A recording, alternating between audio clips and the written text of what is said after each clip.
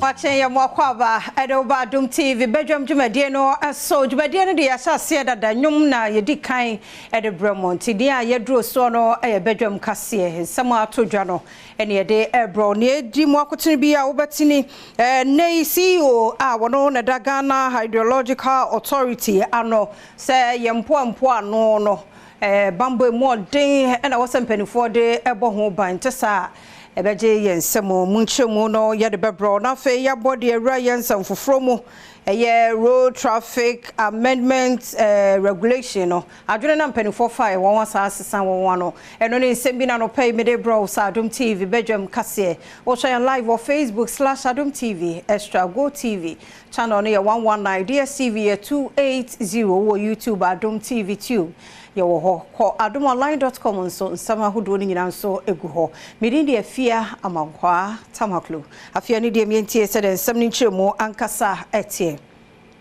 Penny ya wono na Ghana Hydrological Authority ano ye John Kisi na de ato edwa se ensuo awodo aye wo se ponom ne ade no wa afasuo mu ensam no ho akwakwo hia se mpanifo emamu so pa nsesa ye behra de enipa fam ene ajapade fam eno oni Adom TV kase atoso tina ese ye bon ho ban no wo hwemu a bebre o hono mu a ye wo important national assets strategic assets ese ye bon ho ban jumade bebre na aban guso ye te say ye kan no 8 ongoing coastal protection project aban guso oye nanso no so bebre so hono mu a ese ye ka ho aban ye na fam ye stress aban enkoso na onye bi nka ho ombobodi no ma sika ma ye sika kakare enkoso na tisania ya highlight yentumi ye mbo ho aban and wachi or the threat to ankran nyume kwa hodo wanim se National Hydrological Fund no wo munso memboa se de beya hawa hodo ya wo ka ho asem ne nyina no ombetumi aso ano na mum yesra ankran so eni njumafo especially omunso omun njuma ni age wo coastline na no so ye at risk no omumbo na omfa sika kakra meto National Hydrological Fund no mu na munyedu na yenso yenfa mboa nia aban na nimpa juma de bia ye dia emboa ye coastline no te say bia sand winning ne ajaja akofo ewo ye coastline no ti better to us befa mu video so na to us local authority no say won bo aye na fi jumeja e bedi no project na e be no ya mo bo aye na yembo ho ban Aban atwea sign road traffic amendment regulation 2024 no a wode kwato mrashebe fie mu no na wo hwe regulation 74 LI 2180 na nanka maho ekwan na wo mo ede siren adwuma no ye de bia sa ba be ka ho ebi te se court judges MPs and ministers of state nanso se de some no kokoka ye ne de koba ye ne de ho hia se wo se ye de sa emrawe no adwuma de wo dada no an enkoso anya adwuma nti de koso parliament eni the Road Traffic Amendment Regulation 2024, which was laid on the Friday 14 June 2024, be withdrawn. Mr. Speaker, this has become necessary based on extensive engagement with leadership. It is so withdrawn, Mr. Speaker. Governors Kwame Abuja minority whip or the ato aban animu say bills afufuro bi a Ghanafo enyi ntumu no ni na won twensen sen e wo mrahye bedwemu. There are other allies that have been laid that the public is still not happy about. I will encourage them to withdraw those ones as well. Mr. Speaker, while the Minister of Trade is here, the ally that he laid on cement is also not, the public is not happy. We also come and withdraw us as well. Come and withdraw the cement ally as well. Frank Adom pre enso kasaye mu no wode atodom kuma mrahye bedwemu animu se wonum nyina emmoa na wonwonwene nsem a wode beba mrahye bedwemu no eho that my respected minority leader had to issue a statement on same subject matter. I think it would have been in good taste if that statement had not been issued. Maybe I'll leave it there. Adishia ya womo ewo fisi eye pokuase amasaman kwan no so won de adisre na to contractor no a wo ye kwan no so woni die mu a kebe ya foot bridge na wo fisi junction de won keka won honya ne ntem na mren kwanhia ase chonchen to sisi ano wonye mokwa akwa sena portals no ede nkrofo hwehwe mu no na ebi kwase ya wonye masai de krampo a obedu na wechi nyina ya wo ya nti ya tira ne pa mu gates ne ade no omunyi ne ntentem because of more na se workers ne edoso a betimi awie ne ntentem but workers ne ye less a na ma adwuma ne che nti on employ more so that betimi aye ne ntentem amaye engineer na wo ye adwuma no na de wo che so mu ye mfimfini awie ansa na wo be ye outlay nti no o ma che se o mu wie pe o me ba ho no nti no o ma rehye mu nti no yes se o me wie mfimfini te no ma ba no be wie ho na maye na yes ye station so no o ma timi asiesie ho ya maye because MC eno mu din kita ho se de be ya o betimi ya creative station na terminal na maye correct yes ye hwe ni mi se mere so a o be sa maye na aboa yes Fise Junction Fise community for no so Municipal Chief Executive Wogan West Clement Wilkinson ene Adom News Central for etwetwe nkomo no ono nso de tudwa se ekwan no ayefe paaye nanso no wo mo ehwe enim se as I speak engineers no omo nhyedan kan kire me se unam mfimfin ho na se esese wo exit fi ho a ha na obefa enu na mpese me kan ha at the meeting so ya na metimeka omo modin an say yenya exit because we ko abuchi kura no a ye sa speed lane na ukọ every 3 kilometers bi ya no a eso utimi exit and 5 kilometers nti anka we say no ese etiminya exit be 4 e wo so nti se utisi mfimfin wo ofanko na wo konsa wo na BBC anase wo efi bibi na opeso sansa wachi a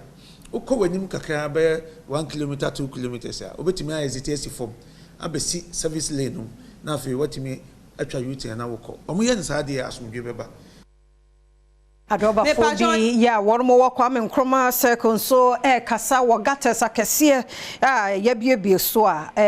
hadwene wo sempedifo ba no be bibi de fa ho ntesa nkwanhie esi so no ya na no de enye mo hwe namba ye ma ya sire mo a se de aye wo ba ade sana wo ba wa hwe ni ya obetom matom pen oh metishu ye me re mu ne kura bubu ye me she me na we mu shade ni mu nti ma mrem ne mu buye me ko me bo kana me koto edro rastor ni ade ko ebetimi da akwanhia ba e de akwanhia ba e se me se anka obi di machi a nka me to fom no o be fa me su e betimi da akwanhia ba if say we me ye adwuma eko do me kwa benya nti betimi atom e ma ebetimi ase kan o a che twem fe bebere ebro be we 3 years kura nti mo hwe na mo ye man why bibi ni a yesremu a Ayawaso Central Assembly womo guard baako Adom News Central for ekopie ni so ewo kwan ni so enso editu dwa se we are complain about it and the assembly office na metro guard wa ha last time that was last year apisa na assembly be ye nim adentina abani sa antimen take long but ye the akwa assembly amuye na ejuma very soon am ba be fix amudi ama weather no amuda ma weather no year and you oye yuya maybe there me ma deal but am ba be fix very soon Adom TV Badwam kase na oguso ehwe no na Ghana Police Service enu adachire na napoku piesie dodo na efre no kwabena ewo ni video bia na monte a wo kire sa akora keto su kono ma bia oyusu machine no a no babofo akire na make say wo mkokuma wo yen hwehwemu Ghana Police Service e de ababe tudwa se womo achi nipa bia womo esusu se woni akoda bi akodi mpaso agro ama nenenam abafu mfidie so ne din ebeto odwa na eye nanapoku piesie alias Kobena asese womo de nakoto police station se womoa na womo enye nsemu enhwehwemu na womo de ato omanfo anim se nipa ya womo esusu se otu sa na mo no womo gusua enam hyehyeye so ehwe se emra no be ye adwuma Ghana Police bafo ya womo office junction wa masama na shabo se won de jintiabo lorry fair no de nya de so won batumu e wo msefu obo no e kosro de je se mo mpanifo e kansa na won be ye woni Adom kase e de nkomoyi More Fise Junction. Womo elodu edeko Fise empatem ediato Adom News in Central for him say. Womo pa se fango womo atum edeko 2 ene 3%. Lansuno womo ehwe nim se womo de nyade womo betum kra. Gise womo empenifu a womo Ghana Private Road Transport Union. Eye GPRTU ene be show mo se womo ntu sana mo no. Womo esan edito Adom News in Central for him say. Aban no emfa nhihye ngu akwam esan se woto fango mu a. Aya na womo kire mo pa. Oh, say the Hano GPR2 eku Fise Junction GPR2. Nti no yentimi fa yepe enye bibia ntumu beba afiri ho. Ti so mo no kase ntumu dia na yeso ebe na yebetum. Ba so mo no kase ntumu aye de ni ho kwan bia se yetum. Ti ni o top one na bia obe manage na. Ni sa na obe ni den. O tun tumi ja wo yere wo ma obe den. To be manage. Yeah, but it expenses in Kitingiti be to say be sales. Maybe a water be pay any idea. Obe the teachers carrying na maintenance. Ebe we actually crown or ka sales crown or nya mano. Na yo sa ba no so ye de ntimi ndwen ye driver for. Juma na ye sometimes calculation no. O say amount na auto no. O to me ye enhuma juma. Tax Hawaii komu wadan esie ne ho samsuntino Ministry of Works and Housing and Shelter Africa eye adwumaku a wo sikasemu a wo moboa wo enwuma mu ahia oswafo kojo ponkroma and Shelter Africa eye pani kwantrafo na edi nkomo yi a wo mo dwene kwan yo mbefa so na Ghana ya dan ho nsem wo haw koda na sikasemu famu no wotumi aboye. And we continue to call out to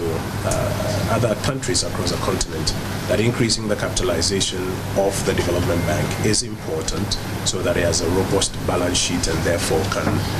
leverage that to raise some more money and do a lot more on the continent. The old model where governments try to, with fiscal resources, execute housing projects is not the way to go. We have to find instruments that leverage financing from wherever in the world to be able to do this, and we're happy that under your canopy we're able to put those pieces together. Nanusi Yepe and a managing director of the Shelter Africa no Uratieno Habib Han ebo oswafo any aban abaso se wode won wo hye dwumadi e koso e Kigali mu a waje atumu se wode nsakraye ebeba won dwumadi emu to take some of the major transformational decisions that the institution had to take. As you know, we came on board last year, January 2023, and since then we have engaged into major transformational reforms. At the last extraordinary general meeting of shareholders in Algiers in October 2023, we had a transformation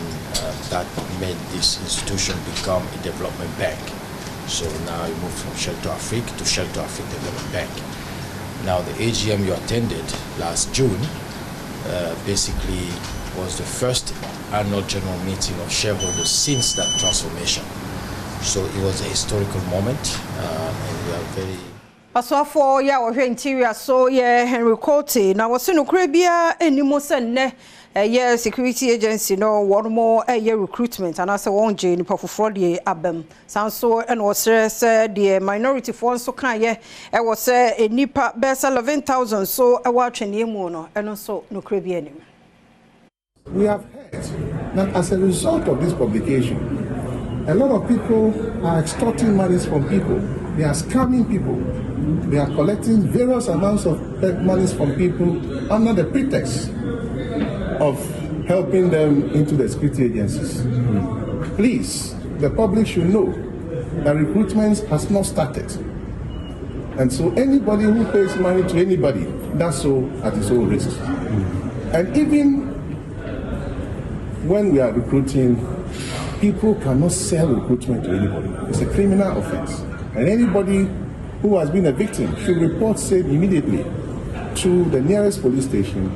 for anybody who has done so to be arrested and prosecuted. So to say that that paper says Ghana police has cleared backlog, and I want to say here and now